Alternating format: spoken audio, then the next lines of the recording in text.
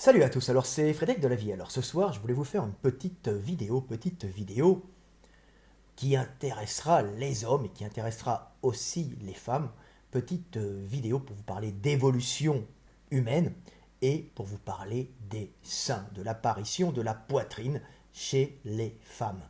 Les hommes, donc les humains, sont les seuls primates à avoir des femelles avec des seins apparents, en tout cas très prononcés. Toutes les femelles primates, un grand nombre de grands primates ont des seins une poitrine qui se développe, mais rien en comparaison de la poitrine de nos femmes, des femelles humaines.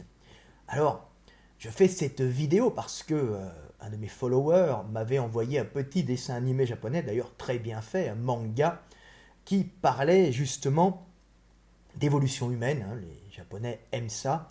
Et ils avaient repris une théorie américaine de l'explication de la poitrine humaine comme, en fin de compte, une copie des fesses des femelles primates. Et ce développement des seins serait lié au redressement de nos ancêtres et au fait que justement ils ne voyaient plus les fesses et ils ne pouvaient voir que la poitrine pour indiquer la fertilité.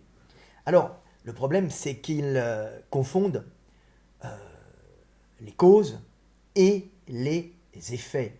Les seins ne sont pas là pour montrer les fesses, ils sont là tout simplement parce que la bipédie permet le développement des seins. Et c'est très intéressant de comprendre pourquoi les seins humains se sont développés. Ils se sont développés uniquement parce qu'ils pouvaient se développer, alors qu'en position quadrupède, des seins importants ne peuvent pas se développer et créeraient des problèmes chez les femelles quadrupèdes, donc même s'ils sont arboricoles, comme des ancêtres qui ressembleraient à des chimpanzés. Nous avons qu'à voir les chimpanzés, les gorilles ou les orang-outans, ou les bonobos, les femelles n'ont pas de gros seins. Alors, là, je vous montre quand même une femelle pour que vous ayez à peu près l'image. C'est un très très bon livre de Adolf H. L'autre Adolf H. Schultz, qui est ici, d'ailleurs, qui est un de mes maîtres enseignants. On le voit à peu près ici, je vous montrerai tout à l'heure. Et on voit là une femelle gorille avec son petit, et on voit que les seins se développent. Alors c'est quand même quelque chose c'est un individu, c'est une femelle qui est très volumineuse, très grosse, et que les seins sont petits et se développent au moment où elles vont avoir du lait. Ils ne restent pas en permanence. Elles ne restent là qu'à un certain moment quand les glandes mammaires commencent à se développer pour produire du lait, pour effectuer la lactation, pour que le petit puisse avoir du calcium et d'autres nutriments pour qu'il puisse se développer et croître. Mais les femelles chimpanzés, les femelles orang-outans perdent rapidement leurs seins, alors ça devient des petits seins très plats, et en général, elles n'en ont pas beaucoup, et c'est le propre de l'homme. C'est le propre de l'homme parce que nous sommes relevés, et en se relevant, les risques pour que cette glande, pour que les seins aient des problèmes, si elles se développaient trop, diminuent, puisque quand on est à quatre pattes, on se déplace dans le sol, et si on a des paires de seins qui se mettent à se développer devant pour que les petits les prennent et puissent téter, c'est pas vraiment efficace, et ça pendouille toute la journée, ça va abîmer les tissus conjonctifs, et surtout, ça va abîmer les glandes qui créent du lait, et il risque d'y avoir des inflammations, infections, et peut-être mort. Donc ce n'est pas la meilleure chose pour une femelle quadrupède d'avoir des gros seins. Alors une vache laitière, c'est bien différent, ce sont des animaux qui sont sélectionnés, mais dans la nature, les femelles ont rarement de grosses mamelles. Et les primates ont rarement de grosses mamelles. Alors, on peut voir une autre photo, je vais vous montrer, c'est très particulier.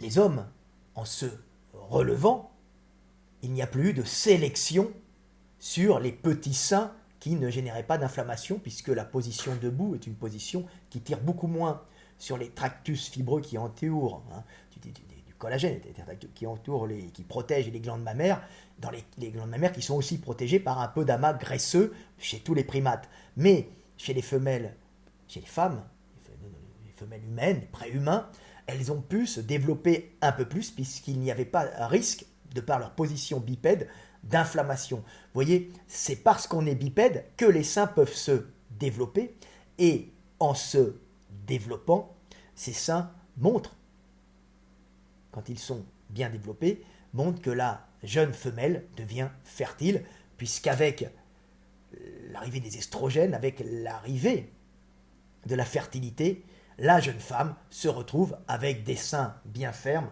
bien gonflés, montrant sa fertilité. Sous les effets des estrogènes, il y a des poussées de seins, et ensuite, quand elle est enceinte, il y aura du lait. Mais c'est ce gonflement général et cet amas de graisse qui permet de montrer aux hommes que la femelle et que la femme est fertile, donc elle a atteint l'âge de pouvoir se reproduire. Donc une jeune femelle humaine attire les hommes par ses seins, évidemment, mais aussi par les fesses, puisque les fesses sont des réserves graisseuses pour le fœtus, pour une bonne grosse croupe de femmes. En vérité, ce sont des réserves énergétiques qui permettent le développement du fœtus, et sont des réserves énergétiques utilisées pendant l'allaitement aussi.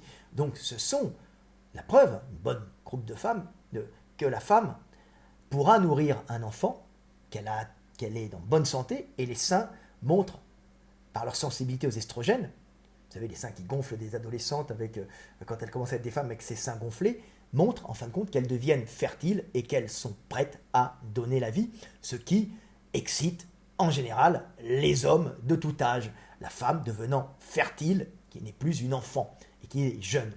Qui est jeune, pourquoi ? Parce que les humains sont attirés par les jeunes femmes fertiles plutôt que par les vieilles, alors que les autres primates, les vieilles qui perdent leur fertilité, alors que les autres primates sont en général attirés par les vieilles guenons qui ont acquis un savoir-faire et une connaissance du milieu qui leur permet d'aller chercher la nourriture et d'aller nourrir les petits, parce que ce n'est pas le mâle chez les autres primates qui nourrit le petit, c'est uniquement la femelle, le mâle protégeant le territoire contre les autres mâles pour avoir accès aux femelles. Que ce soit un groupe de mâles qui protège des femelles, ou que ce soit un mâle territorial comme un mâle gorille qui protégera des femelles, un harem contre les autres mâles.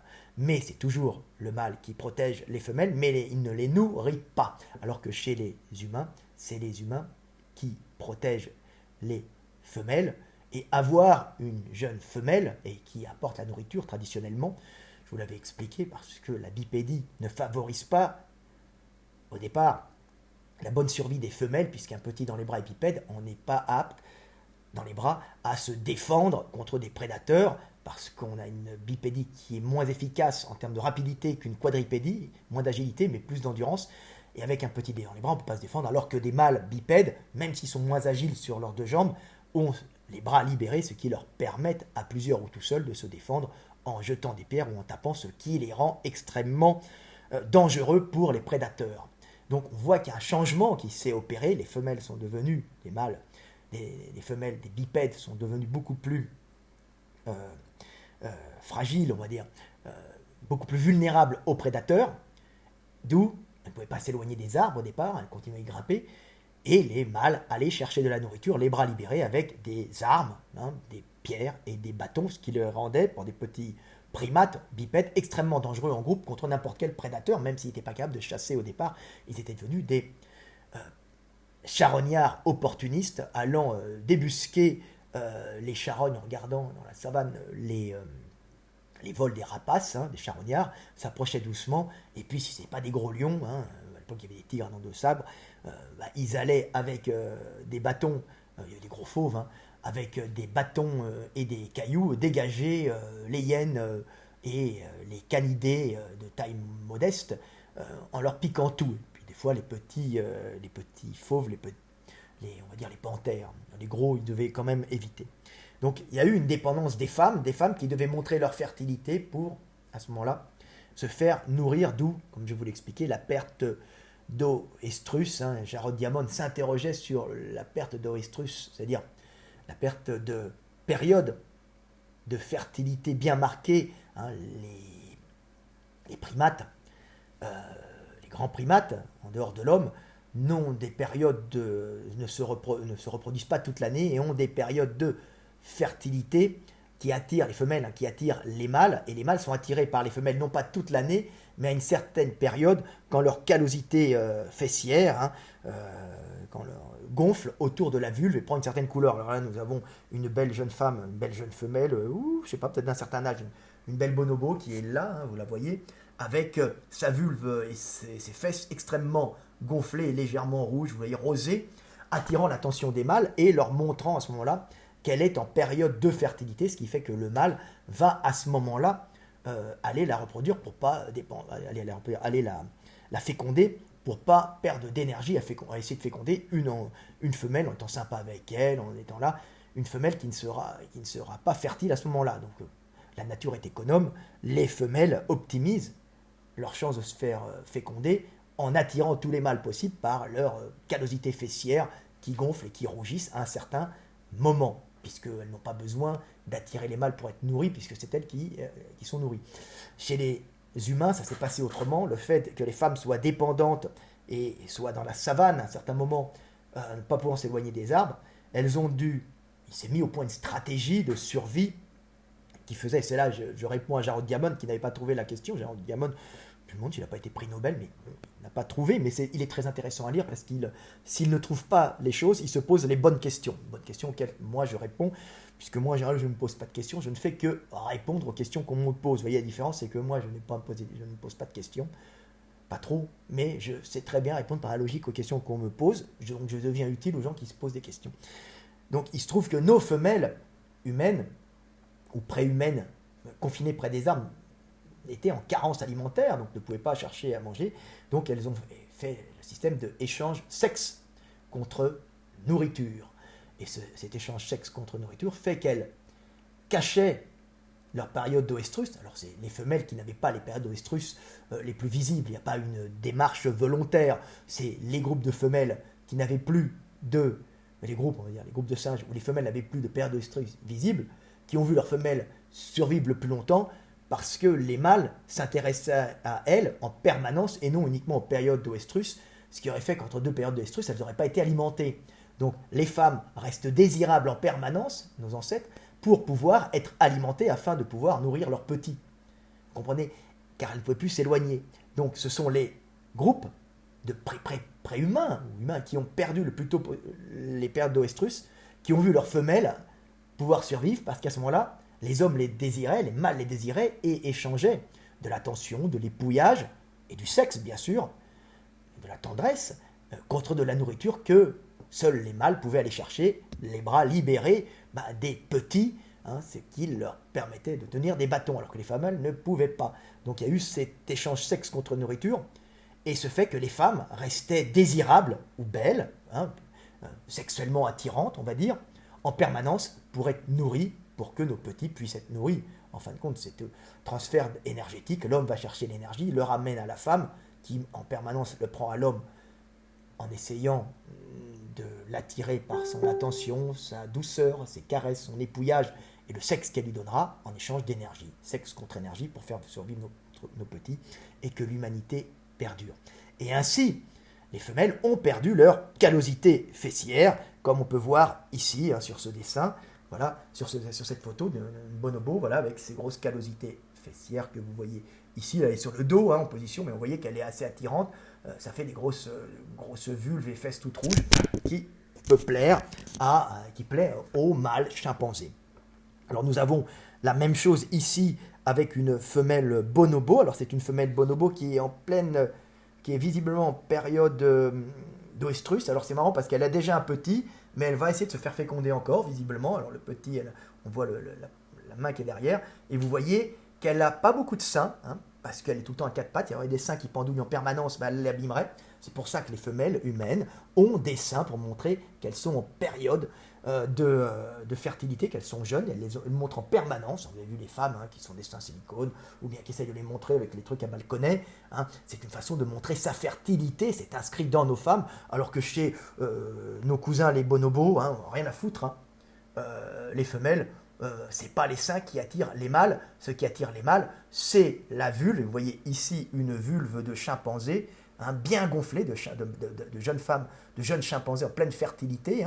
Donc bien gonflée, si on peut voir, on voit même un peu les piliers du... je ne sais pas si on voit pas bien, non. Les piliers du clitoris, qui est très apparent, alors que chez nos femmes, le clitoris et les piliers du clitoris qui entourent le clitoris dans la vulve sont cachés par du gras, alors que chez la chimpanzé, ça gonfle, c'est tout rose, c'est apparent même quand elles sont debout, et c'est apparent quand elles sont à quatre pattes, on voit derrière toute cette vulve gonflée, qui est extrêmement excitant pour les mâles chimpanzés, qui pour nous fait un peu dégueu, ça fait un peu tranche de steak ou pâté. Donc c'est pas top. Mais chez le chimpanzé, c'est ça. Nous, on va plutôt être attirés, parce qu'on aime bien regarder, nous les hommes, les sexes le cachés, on aime bien attiré par cette rougeur, cette couleur. L'homme est très observateur.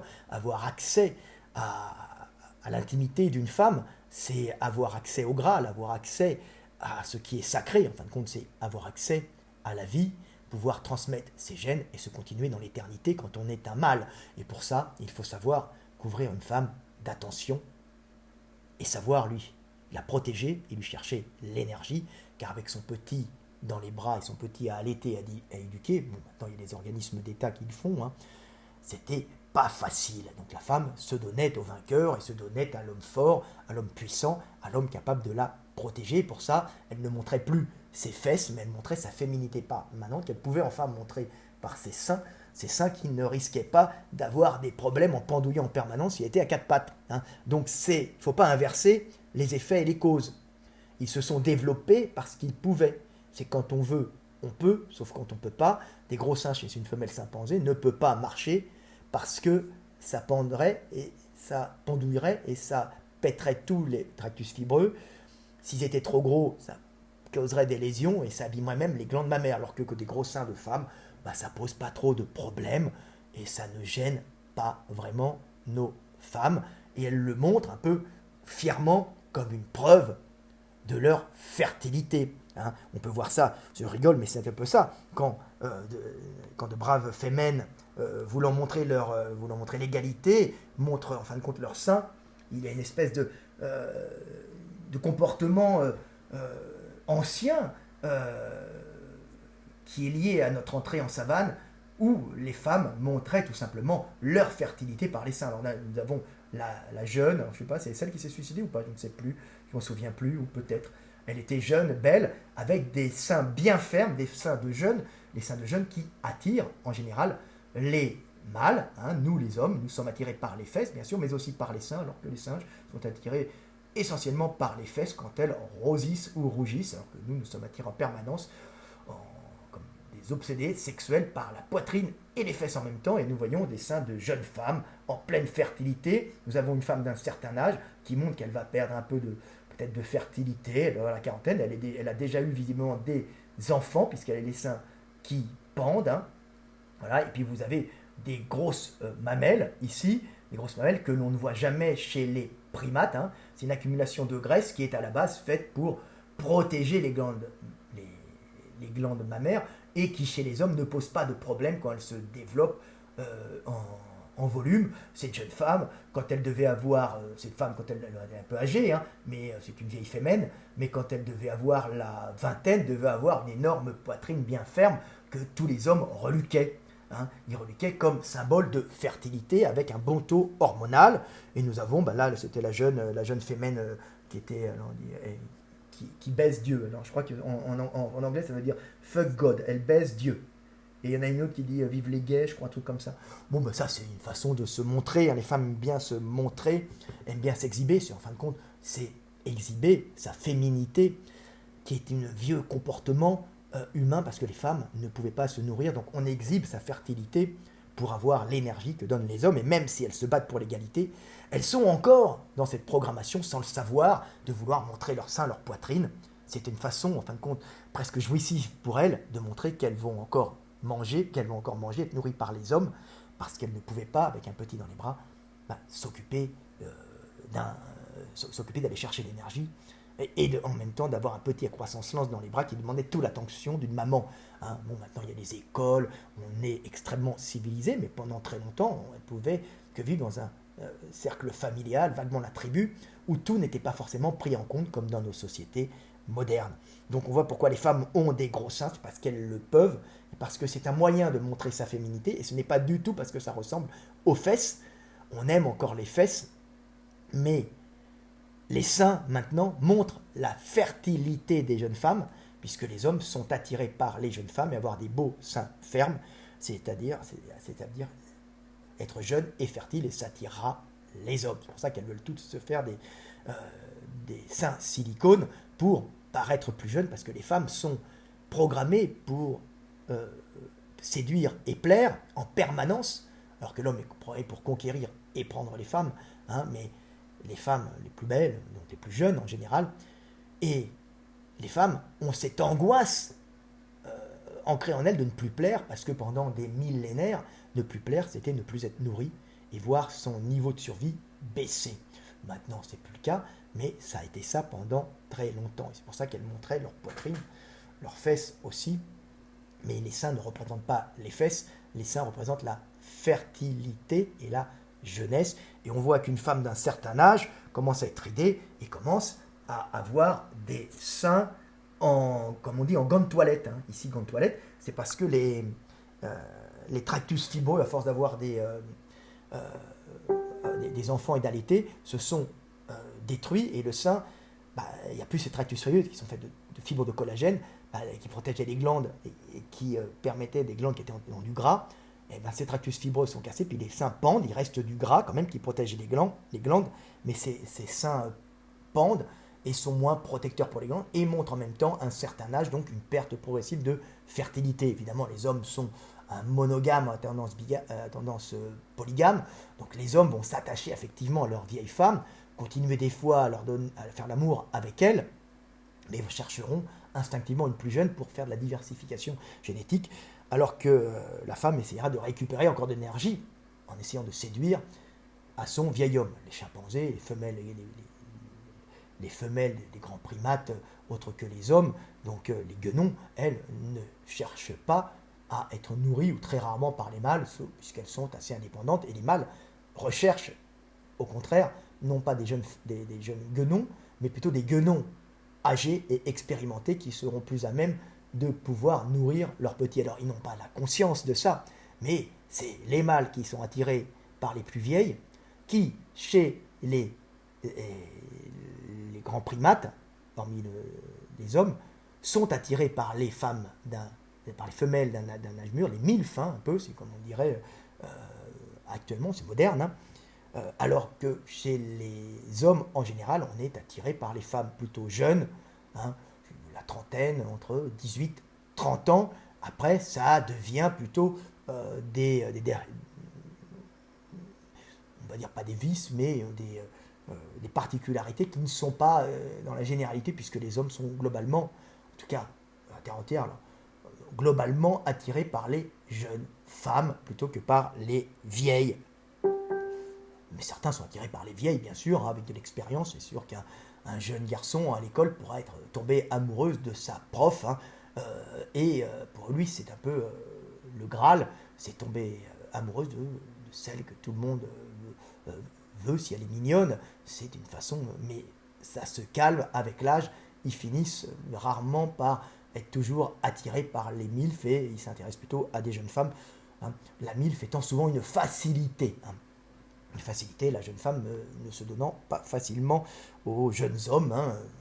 Donc il y a tout le temps des changements. Alors, dans nos civilisations occidentales, les hommes d'un certain âge ont attirent plus facilement les jeunes filles, et de toute façon les femmes sont en général attirées par le statut social de l'homme, sa force, son statut social, son énergie, hein. Puis quand on rencontre des femmes dans la rue qui discutent, hein, quand on les voit, dire « Ah, qu'est-ce que j'ai rencontré un avocat », il ne viendrait jamais à l'esprit d'un homme de dire qu'il a rencontré un avocat. Il va dire à ses copains qu'il a rencontré une fille avec un beau cul ou une grande blonde hôtesse de l'air, mais hôtesse de l'air parce qu'elle est belle, elles sont choisies sur leur physique. C'est absolument pas pour la valeur énergétique de la femme. Hein.